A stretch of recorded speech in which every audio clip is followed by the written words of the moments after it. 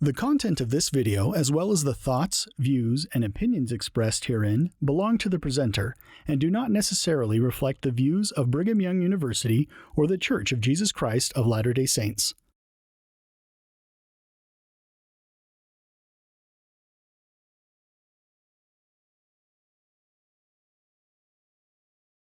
Thank you. Now, the Book of Mormon is an inexhaustible encyclopedia of knowledge. So it would take us forever to get through it, but there are certain things we must notice at the beginning to get off on the right foot. These are things that concern us, we think today as never before, in terms of world politics. And the opening of the Book of Mormon concerns our people, I mean that literally, biologically, and it concerns also our world, the world we live in. So this is going to take a bit of a historical resume of some sort. We start out then by saying, I, Nephi. You notice it is an autobiography, I, Nephi. Now at this time, the only style of writing was autobiography. Everybody wrote autobiographies. Everybody and his dog kept an autobiography, and there's a great autobiographical literature in Egyptian, and it starts out that way. There are some famous autobiographies. Well, we'll refer to some because they're so very close. They take place in Palestine and so forth, even at this time. And the style, I just picked up one here from, well, it was from DeBuck's reading book here. It's called The Autobiography of Kai. He lived a short time before Nephi. He gives his titles. He's an important man. He gives the title, and he starts out by saying, I, Kai, was the son of a man who was Nechet and Sa'ah, who was worthy and wise. And he starts out saying, I, Nephi, having been born of goodly parents. And then he goes on to talk about himself here. Incidentally, I notice he refers to himself down here as hedge hair, as white of countenance, Nephi, excellent of character, Chebesh chet, Chepachet means clean of body, in habits and moral habits, and he shu em seket, and he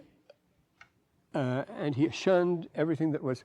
The word sek is very interesting. It means both black of countenance. It also means greed, or anything which is evil. Now notice in the Book of Mormon use that peculiar thing, a white and delightsome people, a dark and loathsome people. It doesn't refer to skin color at all in the Book of Mormon. There's a lot about race in the Book of Mormon. That comes in here already. We can see that. But here, you notice he uses those peculiar terms. He was hedge hair, and he has a picture of a white mason, a picture of a countenance, white of countenance, and he was excellent and clean of body, and he shewed Senek. Senek, as I say, is what is greedy or what is dark of countenance. And he goes on and tells what he did. He was, I succored. I succored the weak. I protected the weak against the poor, he says. UNF.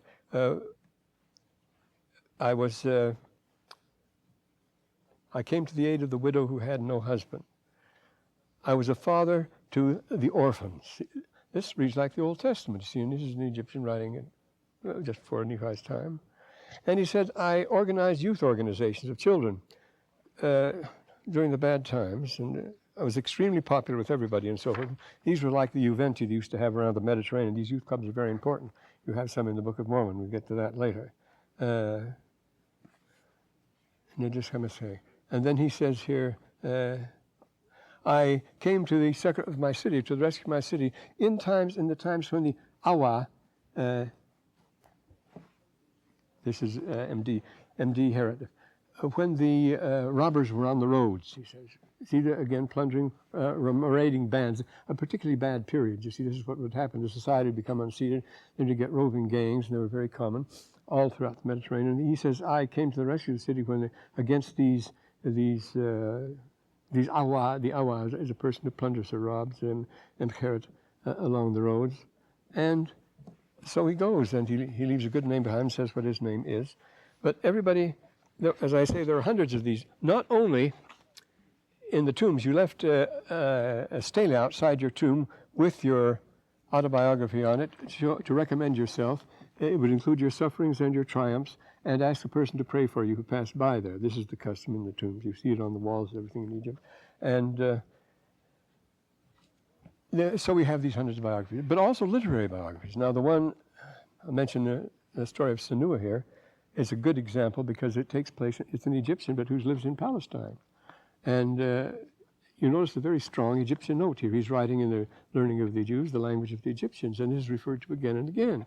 Of the 250 names in the Book of Mormon, many of them are authentic Egyptian. You won't find them in the Bible or anything like that. You can recognize them.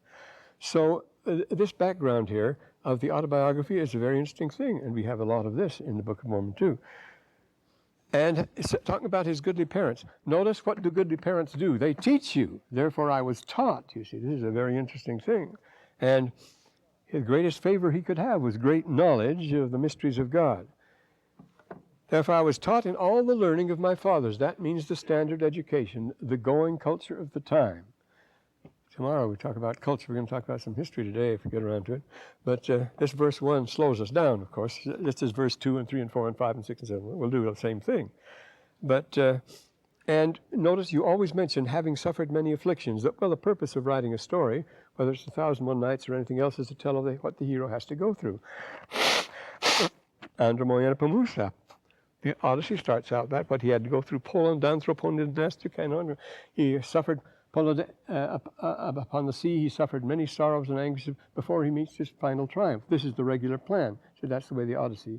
Polodhod en ponto kathan algia. Many ills he suffered upon the sea until he and the same thing. The Aeneid starts out the same way, doesn't it?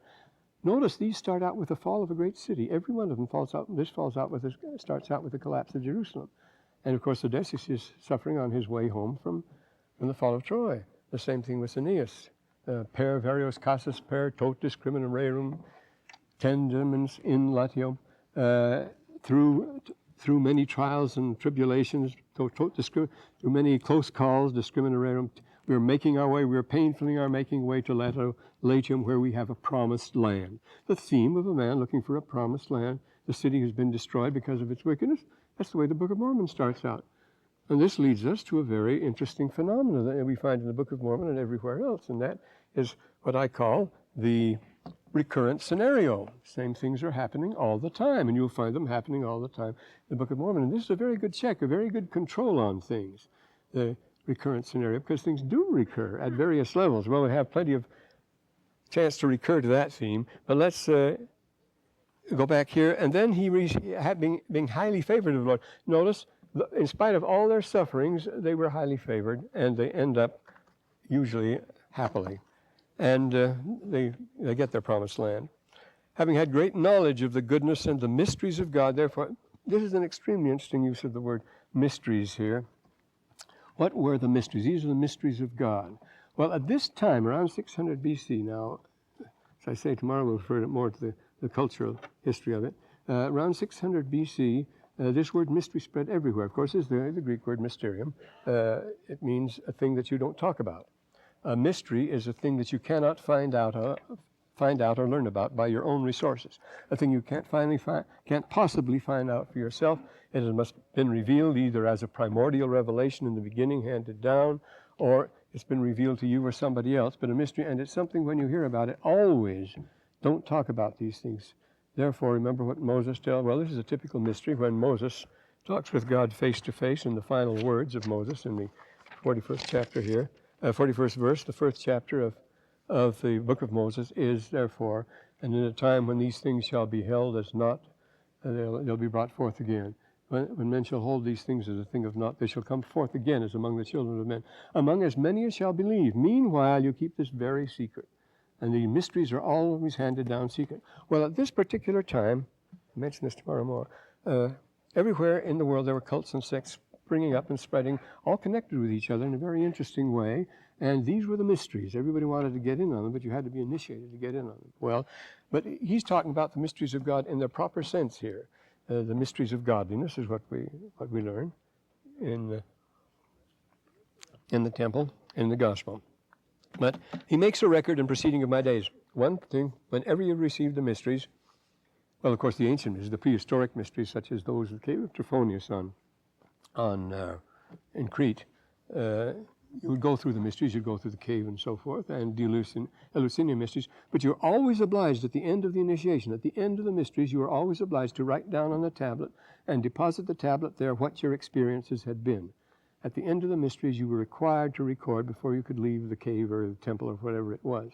So you leave a record of your experiences in the mysteries, whatever visions it was you had. So he says an interesting thing here. Great knowledge of the goodness of God and the mysteries of God, therefore I make a record and proceeding of my days, of what I've been through, because having been through the mysteries of God, I'm under obligation to preserve that knowledge. Anyway, we get off of the first book here. And then he says, in the language of my father. Now, he uses language throughout. It's used very often in the Book of Mormon. We'll see in these earlier books, especially by Nephi, as meaning the manner of speech and the delivery and the message delivered.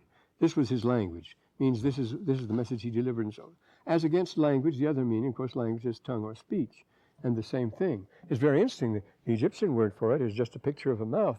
And it's as broad as you can possibly imagine. It means language, it means speech, it means utterance, it can mean a chapter.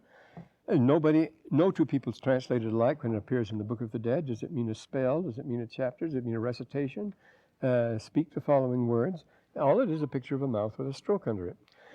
But he makes a record in the languages, but you can't get away from this very odd thing, the language of the Egyptians, because the book recurs to it on a number of occasions. What would they be doing with the language of the Egyptians? So this is the subject of our theme now. Incidentally, at the very time, the generation that Lehi was living was the time that Egyptian, well, it had always been the official language, that Reformed Egyptian, that Demotic, became the official government language. In the 26th dynasty, time of Psammetichus II, in the time of Lehi, it became the official way of writing, was this new reformed type of Egyptian known as Demotic. And at the very same time, we're going to erase there. That means the common. At the very same time was up at Meroe, where the priests who used to be in the royal court, former royal court at, I brought it in here, at Napata, they fled further to Meroe, and there they produced a new type of Egyptian at this time, which was Meroitic. Oh, I've got a picture of it here, of Meroitic. Come on. And that's Meroitic.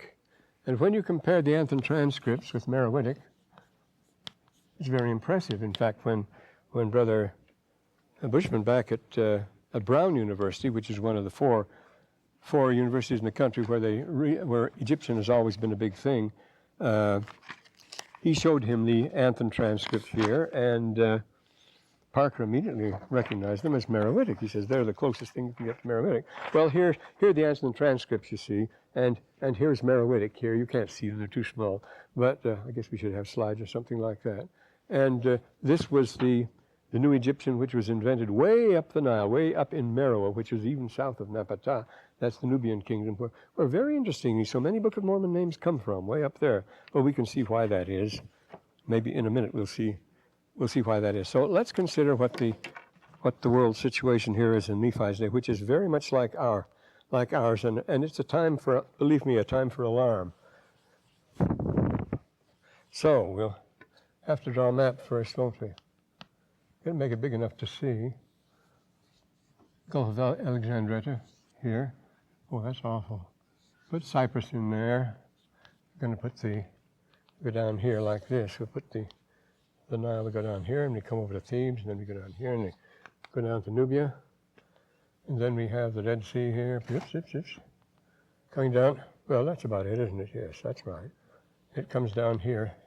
This is what they call the Jowf, this long riff, you see, that comes down here, and then this comes down here, too. Then we go down here to Abyssinia, some Abyssinia. Then we must go out here to the Persian Gulf, yes. We'll take it this way. We all know the Persian Gulf these days. Oh, this goes down to Kathawar and that sort of thing. Oh, that's an awful person.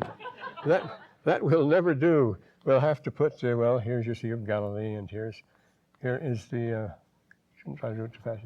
There we are, and here's, well, nearly that far south, just about. I've got to put the Lausanne in there because it's always so spectacular to stand on the cliffs and look at the Lausanne. And that comes down there, and that's the Jordan, and here we are, and this is Sea of Galilee. And you have to be more careful about Arabia here. They won't come out like this. And it goes up like this. And as you know, here's the Strait of Oman here. Comes in like that. Now that's more like it, isn't it? This one here. It's where we're having all the trouble today. And then the Tigris and Euphrates go up there. There's the Tigris. They meet here, and then they come again. Euphrates and the Tigris, that's pretty awful. But that will have to do for now. This doesn't do this. This goes here, as you know, and here's the Ras Shamra. And we'll put the main cities on here. We'll put Tanis here, and Sais here, and Thebes here. Thebes here, if you can see it. And here's Amarna. We're going to have Amarna in this, don't we? And, of course, we have to have Jerusalem, which is right here. The big J are there. And you have Damascus here. This is Damascus up here. And here's Tyre and Sidon. Here's Sidon, very important name in the Book of Mormon, you see, because that's the port through which Lehi did all his business. And this, of course, will never do. Here we go, come out like this, and then we come out, and this is Nineveh here, and here's Babel here. Here is Susa in Elam, which is Elam. You know the countries as far as that goes. Now, what other cities, important cities do we need? Well, this will do for the time being. It's got Jerusalem and the rest of them. Oh, what a lousy map. Now, in view of the recent map test they've been asking in the schools, I'm going to say this is not a map of Utah County or anything like that. This is supposed to be the Middle East. Now, in the, got to have room to write here. The first autobiography we'd mention then is that of Senuhe, and it's a very important one. I was going to bring up the reproductions of the documents. They're very good. They're in hieratic, and they go back to 1935 BC. Famous Senuhe. Now, Senuhe was on an expedition for his father. He was, not for his father, for the king. He was an important man in the court. When news came that the old king Amenemhet I had died and Senusret I had become king, there was a palace intrigue, and he skipped out to save his neck, and he went on foot here. This is the Delta, and he went on foot here and ended up here, way up here in Palestine with the Amorite chiefs, and this was in 1935 BC. So this is long before our Book of Mormon times, but he lives in Palestine, where he finds it's a great advantage to speak English. To speak Egyptian. People do. He became the chief of a tribe. He married there and so forth. And we see the very close biblical parallels. There's the story of David and Goliath. He fights a giant there, and with one shot he dispatches it with his arrow through his throat and so forth. But it's a historical account. It was very popular. I have at least a dozen different manuscripts in which you can collate. They're already collated the way I have them there, to show you how these were copied down in the schools later on. But this was standard. But the point is that Egypt belonged, Palestine was Egyptian at that time. It always has been, it always would be. It's been back to 3000 BC. You find a cave of the Nahal Caver, the cave of the manuscripts along the Dead Sea, which is south here. You can't see it. See, it's about 30 miles south of Qumran. There's Qumran there, so you can see that. That's just a dozen miles from Jericho. There's Jericho. And you go down here, and there's this valley, and it's looks very much like Rock Canyon. You climb up these to the caves in a breakneck place, and there they buried a lot of beautiful bronze instruments to save them from an Egyptian invasion around 3000 BC. The Egyptians had been up there and driven them out of Jerusalem way back there. Of course, there were no Jews in Jerusalem at that time, but we'll get to them soon enough. The thing is, we start out, this is a common denominator in a common culture, as a matter of fact, here. It's not strange that the language, of course, Egyptian is a Semitic language, much the same words, the same counting that you have in Hebrew and stuff like that. But the Libyan coast won't do here, will it? It's better.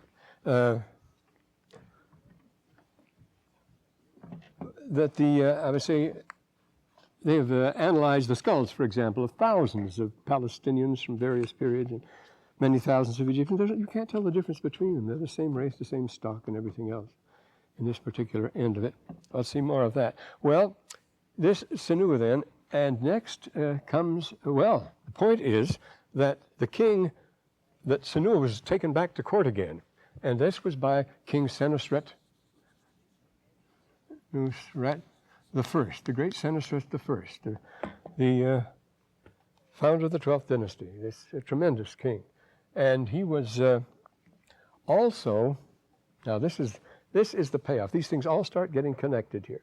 Senusret the First is also known, confused with, hyphenated with Sheshonq. Oops. This is Sheshonq, not Sheshonq the First, but he is called Sheshonq. That's the name he goes by because the two are practically legendary. He was one of the great conqueror and so forth, but identified with Sheshonq. Now, Sheshonq is the name we find on, here we have it.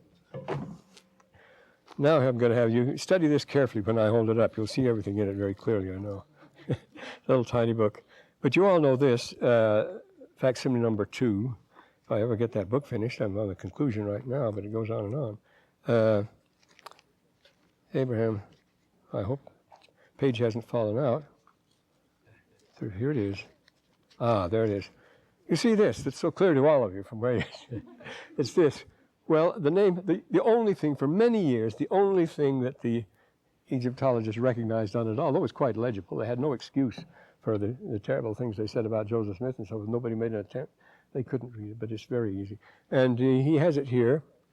The name is Sheshonq. That's the name that's written. This belonged to a king called Sheshonq. And conventionally, almost everybody identifies Senusret the First with the Pharaoh of Abraham. This was Abraham's Pharaoh. His Pharaoh was Abraham with Sheshonq, and Sheshonq was the person that owned this thing in the Pearl of Great Price. I begin to smell a rat or something going on here. These connections, I say, are going to meet us everywhere. But also remember, these things are fluid. They swim together and so forth because of the nature of the record. Remember, when we talk about recurrent scenarios, it's something can really throw you off, and it can really help you a great deal too. So, but this Sheshonq the First, and he's the founder, Senusret the First. He's the founder, I say, of the great 12th dynasty. Now, the next story we come to, we got to get some Jews in the picture. So remember, Abraham comes to Egypt. Well, if it's Abraham's, this is Abraham's Pharaoh, I say nearly all people said it is. I would argue about it and so forth. Argue about everything here. That's the name of the game. But Abraham comes, and then he has Isaac, and Isaac stays in Egypt a while. His sons go down to Egypt, remember? Because his son Joseph goes to Egypt. He goes to Egypt, and his son Joseph, and the Bible tells us, Joseph, who does Joseph marry? I suppose we should ask questions and all that sort of thing. Marries Asenath. This takes us right into the Book of Mormon, because Asenath had 2 sons, you know, and one of them was Manasseh, and the Book of Mormon tells us that Lehi was a direct descendant of Manasseh, and the other was Ephraim, of whom we claim to be descendants. Ephraim. And they were the sons of this Asenath, who was the daughter of the high priest of Heliopolis. Oh, I just erased Heliopolis. I should have put it on. Here is the delta, you see. The delta goes immediately up here along the coast, and here's the Red Sea down here. But the delta goes here, and here, we're going to say Tanis here. At the base of the delta is Memphis, and here's Cairo, and in the airport, out toward the airport of Cairo, is Heliopolis. It's the greatest, the most sacred, that's the on of the Bible. This is the most sacred, the most ancient, the most enduring shrine in the whole ancient world. This is the great sun center of all mankind. It's a super megalithic complex there. It had been there from prehistoric times. It always was the top place, right at the base of the delta here, a little south. Memphis was a little south of that. But this was Heliopolis, which I say is the on, the Yuan of the Bible. Now, on that comes from the Egyptian word Yuan, which simply means standing stone columns. You knew it. They used the plural for the name of this particular one. It means standing stone columns, the 12 columns standing in a row. And you get Jacob setting up columns like that when he was in Palestine. But Jacob comes down, I say, and his son Joseph becomes the vizier of Egypt, the second most important man to Pharaoh, and marries Asenath, who is the daughter of the high priest of Heliopolis and a direct descendant of Ham, and we are descendants of Ephraim, while Lehi's people are descendants of Manasseh. So we're getting into the picture right at the beginning here. It's a very important thing, how these things all tie up together. Then, at this time, shortly after this, do we have the people of the sea here, I wonder? I wonder if I should have put, no, Amarna comes before them. Let's take the Amarna period next, after this, and we show it on the Middle Nile, a place called Amarna, where Amenophis IV, king of the 18th dynasty, the famous religious king, Ikhnaton, the so-called reformer who taught monotheism. That's not so. Of course, the other pharaohs were just as monotheistic as he and just as pious as he, but he had a tremendous ego, but he wasn't very good at some sort of things. We have to go down to Thebes here. It was down like that, and this is the Wadi Hammamat, and here is this sort of thing, you see. But here is Amarna, right smack in the middle between the base of the Nile and Thebes down here. This is Amarna. And there we find in 1887, the French excavated in the winter of 1887 and 88, they excavated the famous Amarna tablets. I should have brought them along. I have copies. Ooh, there are thousands of big things. The Amarna tablets.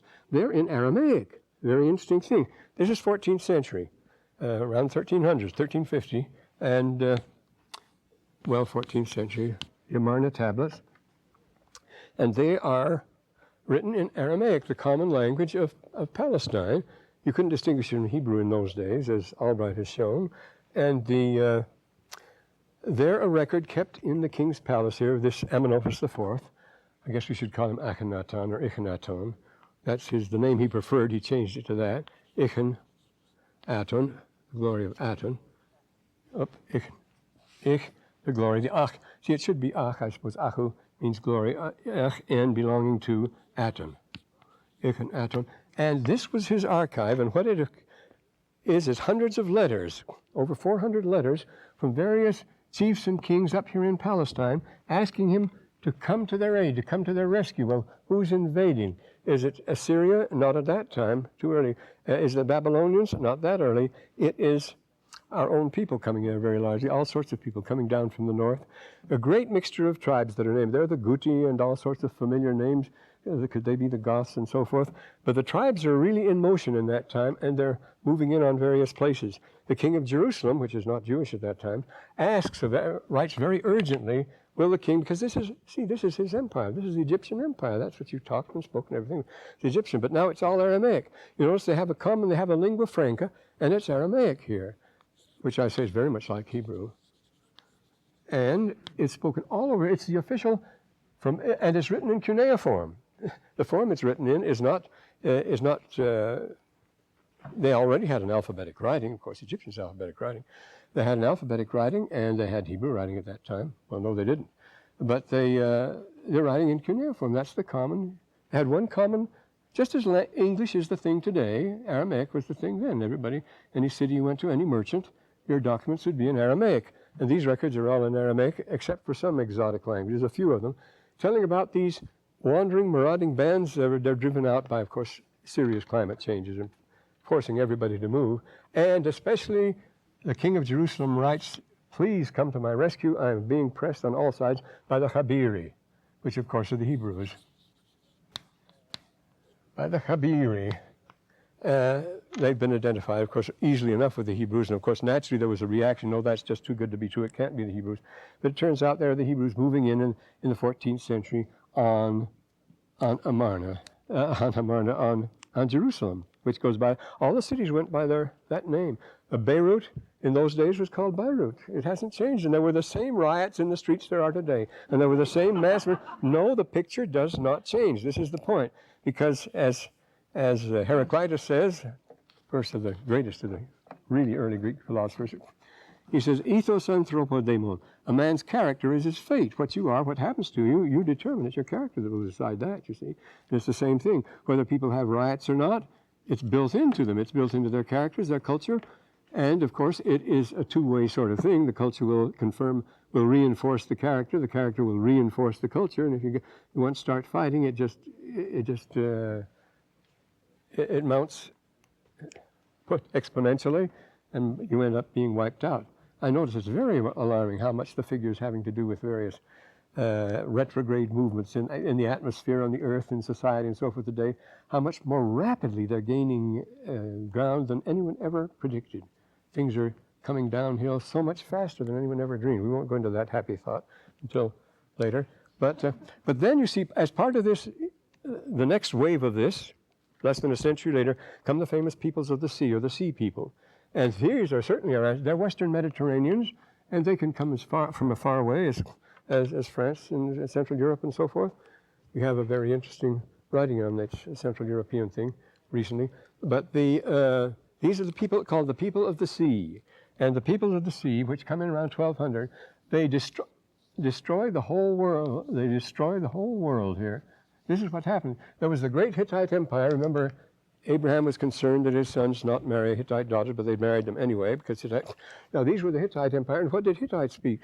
They speak a language like Welsh, very close to our own language, you see, just as the Minoans over here, the Greeks on the mainland, the Mycenaeans were speaking something that you'd almost recognize as English, just as at the same time here, the Medes and Persians way up here, they're still savage tribes. They haven't got, they're not savage, but they haven't got dangerous yet. They're going to get dangerous soon enough.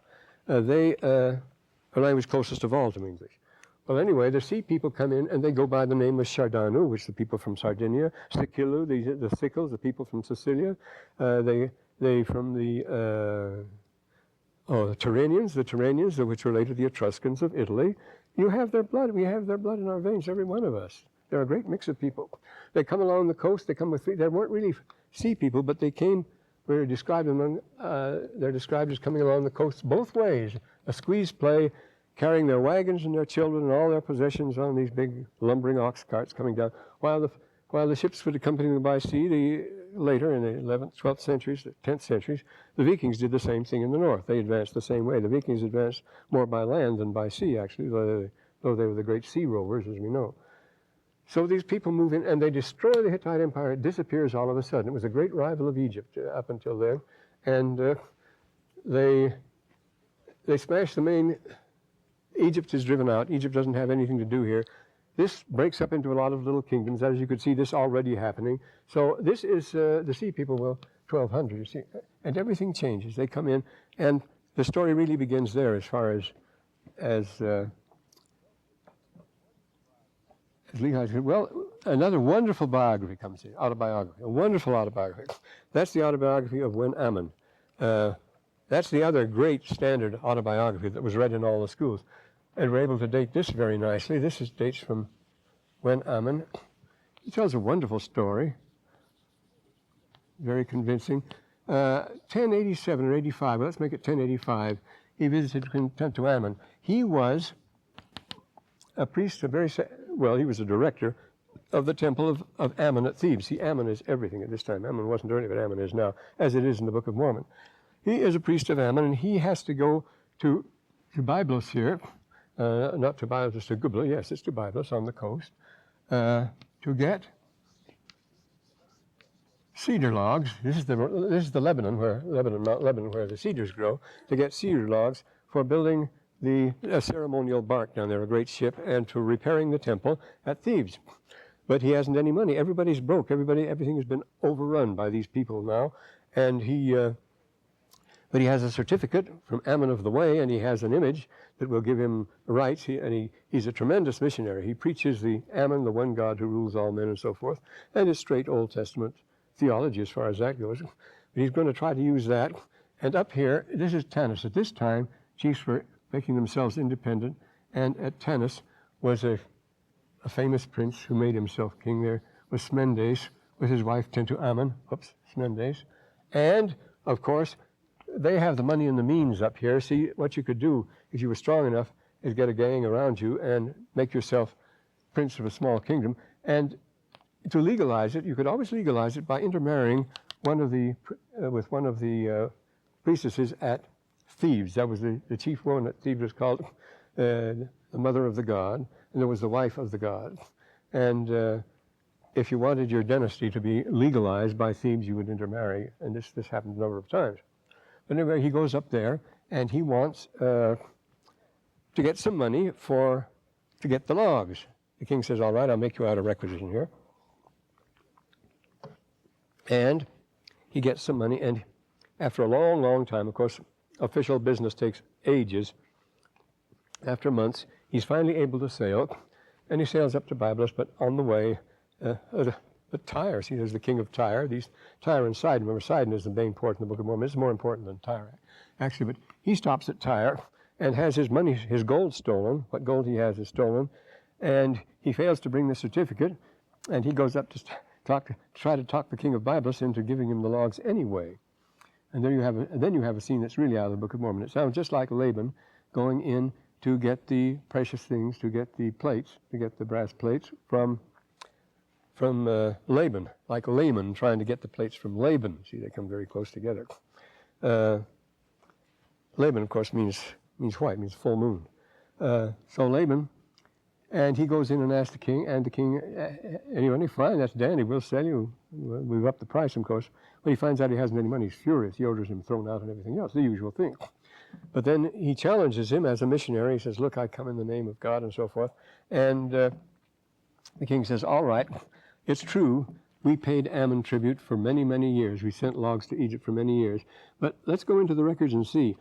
So he sends his secretary in to bring out the records, and they've kept the records for hundreds of years, the records of his ancestors. See, here he says, look, now my ancestors bought this and this and this from Egypt. We got, but you always paid a good price for our logs. You say, we gave you the logs all right, but you always paid plenty for them. And that makes it clear that he's not going to get it. Well, it goes on, and he, after many narrow escapes and so forth, unfortunately, the end of the story is broken off.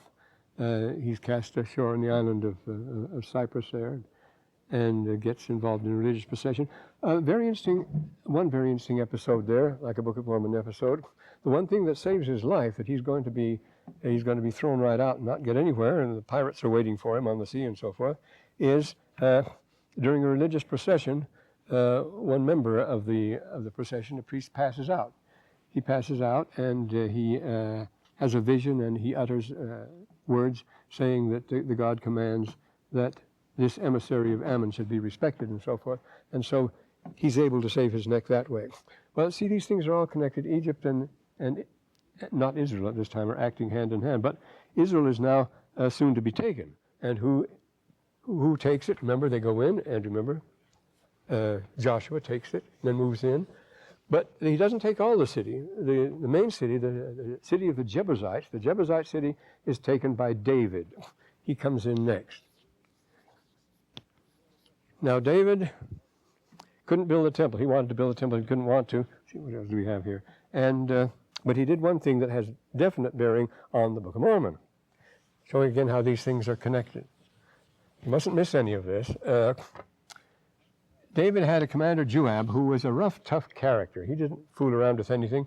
And he sent Joab down to, later the kingdom of Ammon, down south, to the kingdom of the, I mentioned it already earlier, but he sent him down to quell the Arab uprisings in the far south, which is a regular kingdom.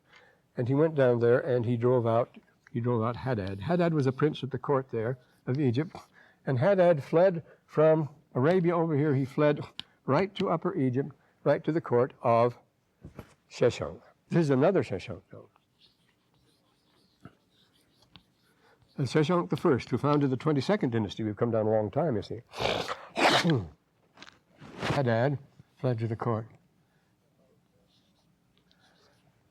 of, and he married one of the king's daughters. Or was it one of the king's daughters? Or, yes, he married a daughter of one of the king's wives. It was a, well, they had many wives and so forth. But he became ingratiated with the court with King Sheshonq here. Now, Sheshonq had been, there's another story, you see. Have to draw the delta again. Well, here were the Libyans. They're very important people.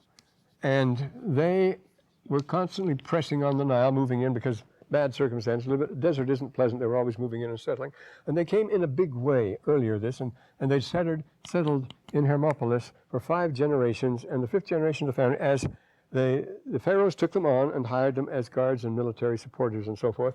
So they were able to stay without too much trouble, though they became quite independent, these great chiefs. And this Sheshonq Bubawai was the grandson of Bubawai, and he was the who called himself the great chief of the Meshwesh. The Meshwesh were one of these tribes. They remember Professor Baer told us about this. The Meshwesh settled at various places, but he made himself king of the. He became king later on, but as chief of the Meshwesh, he had settled there. He mixed. Is not an Egyptian name, and he founds the 21st dynasty he's following after. But at the same time, you have Thebes, the priestly dynasties at Thebes from the far south. You see, you have these directions here. We're going to have to do this. You have the Libyans in this direction, pressing in. You have the Nubians or Ethiopians, either way you can call it either one, from Nubia or Ethiopia, from the south, pushing up, and you have the Amu or the Asiatics, always, of course, coming from the north and the east, the north and the east, always the pressure. And the dynasty, the Ramesside dynasty, the 20th dynasty, they were Asiatics, very Asiatic, pro-Asiatic. These people, this 21st dynasty, they were Libyans, and then you're going to have Ethiopian dynasties now, but they start out in the royal, in the temple of Zeus, in the temple at Thebes, in the temple of Ammon there. And that was with the person that started that, had been sent down to be the king's son of Cush. They call him the king's son of Cush. That is, the king's chief son would be sent down to rule. This was Cush, the far south. And to keep that in control, it was a long stretched kingdom, to keep that in control, the king's son of Cush would go down. That was the office he held. And this person had the name of Korihor or Herihor. He came up and became the high priest, and as high priest of Thebes, and he assumed that, but he kept his military office at the same time. They did that. The high priests of Thebes were military governors. But he had a son, Pianki, whom he was able to put on the throne. Pianki, this is interesting, I say, because these are good old Book of Mormon names, Korihor and Pianki. Pianki is a name not found anywhere until the late 19th century. Pianki, there's some very important Piankis. Of course, this means the living one who's been made to live, and Korihor, the one in the presence of Horus. But so we have our Korihors and Piankis in the Book of Mormon. You see they're involved in the same situation when we get to it. Very same sort of thing, because they set up the priestly court. Remember, Alma tells Korihor when he's brought before him, this is the first time priestcraft has been established in this country. We've been able to avoid it. And Korihor ruled, of course, by priestcraft. Well, as if we weren't sufficiently confused, we'll have to get down to,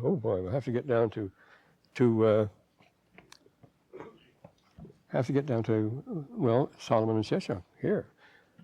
This Sheshonq. So Hadad goes over to Sheshonq, and David dies, and he's followed by Solomon. And Hadad keeps urging Sheshonq to invade Palestine, which had been Egyptian territory for many years. That was the Egyptian Empire. And the great desire of his life was to reconquer all the old lost Asiatic empire of Egypt. And he was the last great conqueror. He did it. We're going to see he did this, but it was at the urging of others. And, now this is biblical, you see.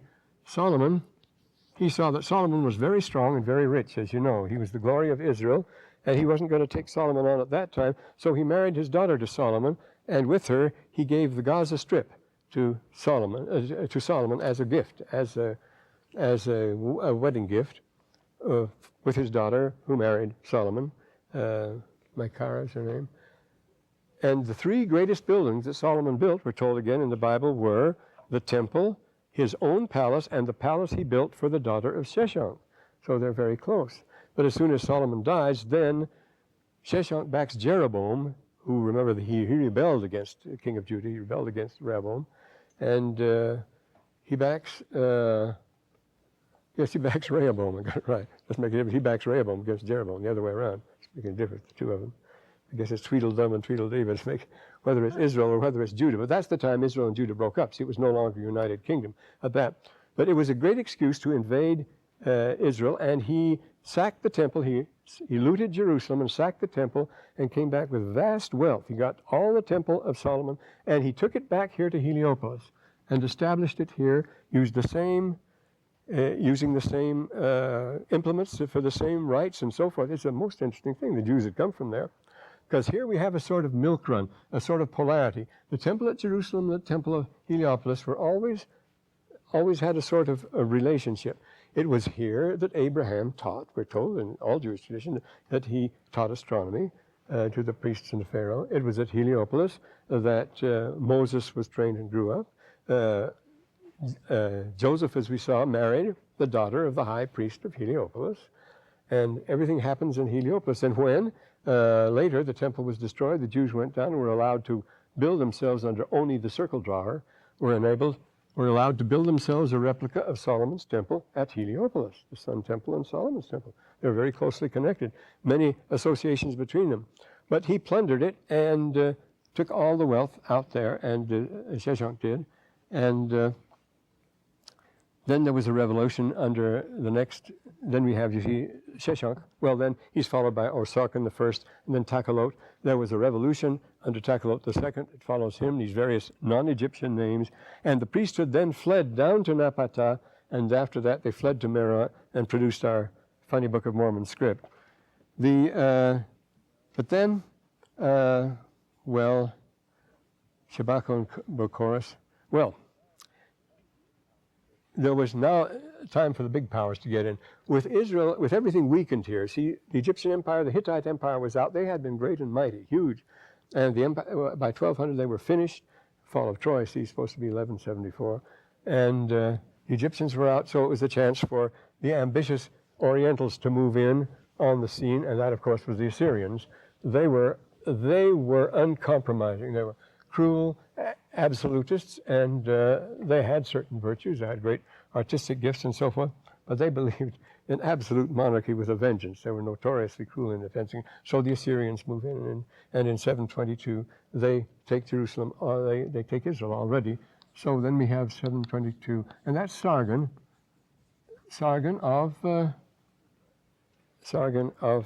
Nineveh, of Syria. He comes in there. Do we have any others here? We have Kastamuzin. Well, who can save Egypt from, they've taken all Israel now, all Palestine. Who can save Egypt from Sargon? It's Taharka who moves up there. Taharka was a great king, a great ruler. They had great rulers there in the Taharka, and he moved up with an army from Nubia, and he reoccupied Thebes and Memphis. See, Memphis is the nearest to Heliopolis. Memphis was the ancient capital. Heliopolis, the sacred capital. Thebes had been the political capital most of the time.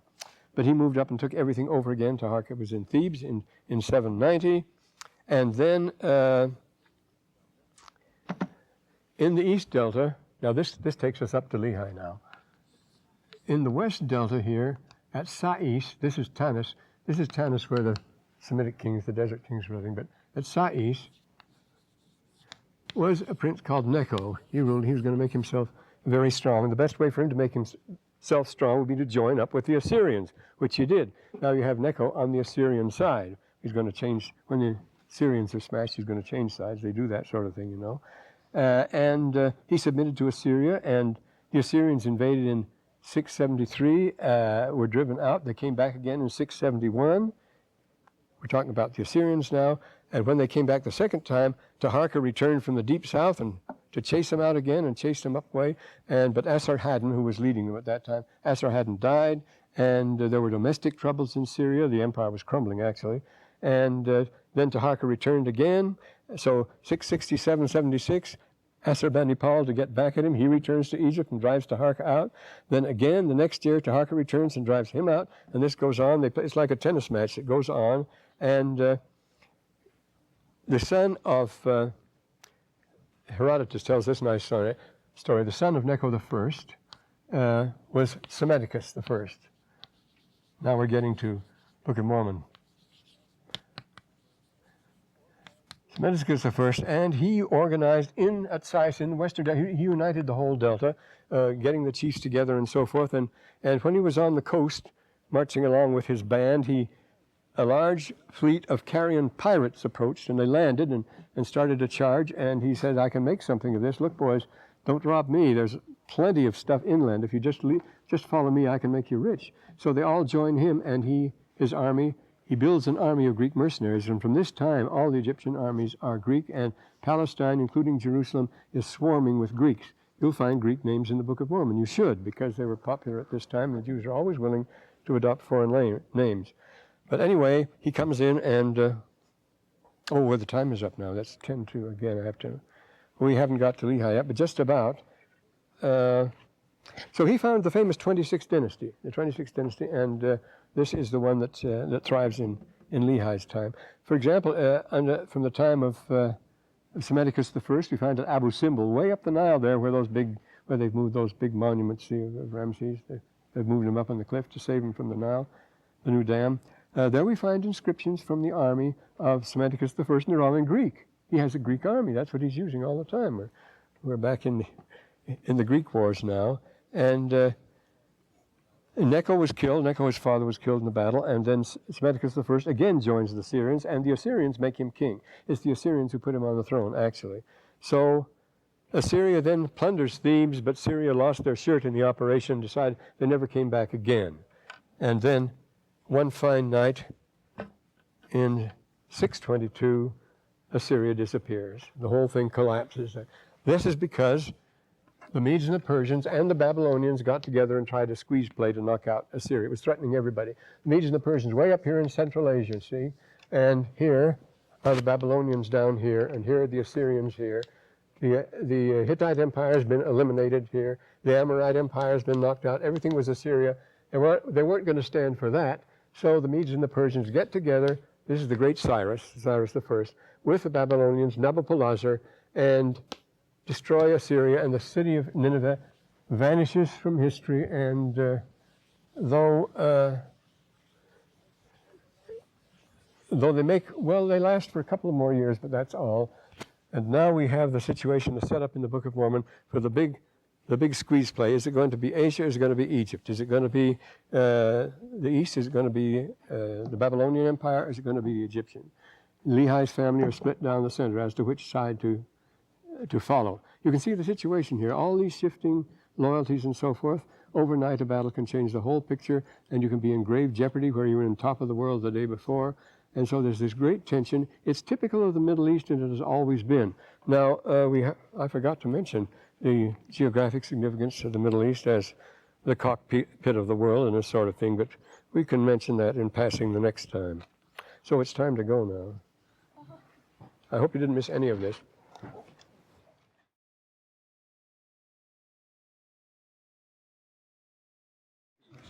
Mm-hmm. Shishonk was, is that how you spell it? Yeah, that's correct. The one that was Pharaoh for Abraham. Yeah, well, Sheshonk equals Sesostris, see? Sesostris the first is the one they say is Abraham. This one right here? Where is it? Sesostris I, yeah. Okay, now, Shishonk was also the one... He's identified with Sesostris for some, not only in myth and legend, but in history. And in fact, the two principal scholars on this are both Seta and who is the other one? They both hyphenate the name. They say Sheshonk, Sesostris. Sesostris is the Pharaoh of Abraham, and what's the name of Sheshonk doing on this hypocephalus that Abraham's supposed to have been delivering us? Exactly. And so what I was wondering is when you mentioned David and Solomon, you also mentioned Sheshonk. Yes. This was the second Sheshonk. This was a much later one. This is Sheshonk the first, who founded the 22nd dynasty. And he set it up. And he's the one who sacked Jerusalem. He's the one whose daughter married Solomon. But see, very close to Israel. He's very close to Israel when he marries Solomon. And then he takes over, and that treasure refinanced the Egyptian empire. That was the greatest One at the top. that ever came, yes.